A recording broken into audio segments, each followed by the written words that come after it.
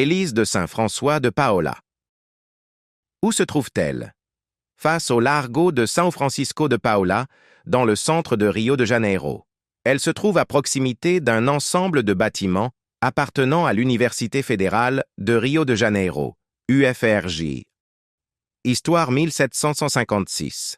L'évêque Antonio do Desterro commence le culte de São Francisco de Paola à Rio de Janeiro en créant le tiers ordre vénérable des minimes de São Francisco de Paola, 1759, début de la construction de l'église par le tiers ordre des minimes de Saint François de Paola.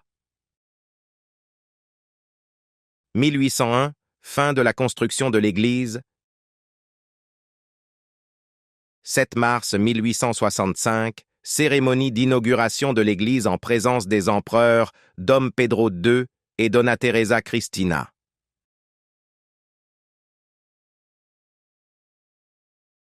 Le saviez-vous?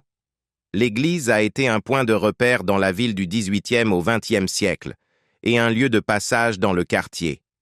L'église est la deuxième plus grande de la ville de Rio de Janeiro. L'église la plus grande est Candelaria. Le terrain sur lequel l'église a été construite était connu sous le nom de Largo d'Ace Nova. La construction de l'église n'a été possible que grâce aux dons des responsables.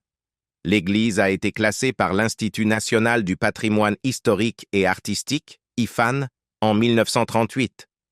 Entre 1855 et 1865, Chave Pinheiro a sculpté en bois les 12 apôtres, ceux qui ont vécu ensemble, suivi et répandu la parole de Jésus-Christ dans la nef, la partie de l'église où les gens s'assoient. Chaves Pinheiro et Almeida Reis ont réalisé les bas-reliefs, sculptures sur fond, qui représentent la vie de Saint François de Paule. En 1943, un incendie a détruit le Parc Royal, l'un des premiers grands magasins de Rio de Janeiro, qui se trouvait sur le côté gauche de l'église. Autrefois, c'est là que se trouvait l'hôpital du Troisième Ordre des Minimes de Saint-François de Paule, fondé en 1814 et transféré à Tijuca au début du XXe siècle.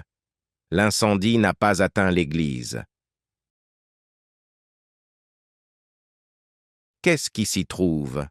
Les portes d'entrée en bois ont été réalisées par Antonio de Padua et Castro, qui a également ajouté le portique en marbre, place couverte à l'entrée, de style néoclassique, style simple de couleur claire, à la porte principale.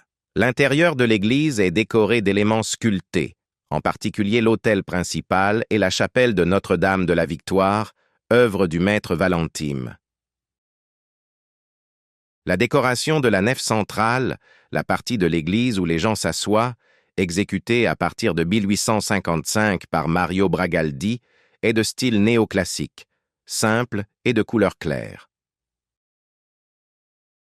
La collection de l'église comprend des toiles de Victor Merel, des panneaux de Manuel d'Acunha, des vitraux d'Allemagne et un lavabo en mosaïque et en marbre dans la sacristie, où les religieux se préparent à la messe, avec des robinets en bronze.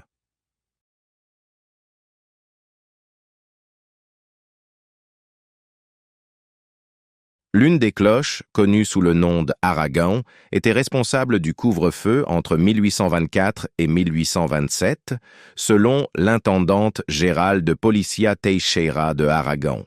L'orgue de l'église, un grand piano avec des tuyaux par lesquels sortent les sons, a été inauguré par l'organiste de Rio Antonio Silva. Messe du lundi au vendredi à 12h, 12h45 et 15h30.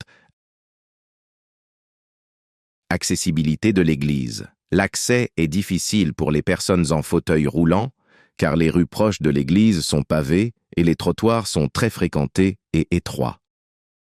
Comment se rendre à l'église? Voiture privée. Vous dépose devant l'église. Bus. Tous les bus qui passent sur l'Avenida Passos. Il faut descendre à l'Avenida Passos et marcher jusqu'à l'église. Venez voir cette attraction.